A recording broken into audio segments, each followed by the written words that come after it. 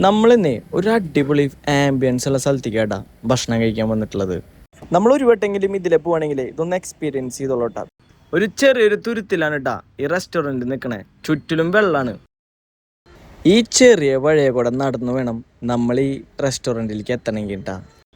Restaurant മാത്രമല്ല കേട്ടാ, നമുക്ക് ഇവിടെ വന്നു കഴിഞ്ഞാൽ ഒരുപാട് വാട്ടർ ആക്ടിവിറ്റീസും ഫിഷിങ്ങും ഫോട്ടോഷൂട്ടിനുള്ള സ്പേസും ഒക്കെ ഇവരിവിടെ പ്രൊവൈഡ് ചെയ്യുന്നുണ്ട് കേട്ടാ.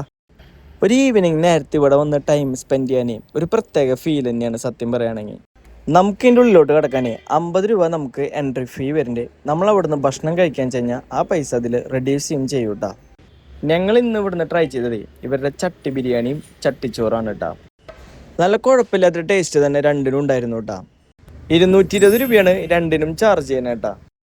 അപ്പോഴേ നിങ്ങൾ ഈ വഴിക്ക് വരാണെങ്കിലേ ഇവിടെ ഒന്ന് കയറിക്കോളൂ കേട്ടോ, നിങ്ങൾക്ക് ഒരിക്കലും നഷ്ടം വരില്ല. അപ്പോൾ ലൊക്കേഷൻ ഞാൻ പറഞ്ഞ് തെറ്റിക്കുന്നില്ല കേട്ടാ. ഗൂഗിൾ മാപ്പിൻ്റെ സ്ക്രീൻഷോട്ട് ഞാനിവിടെ ഇടുന്നുണ്ട്.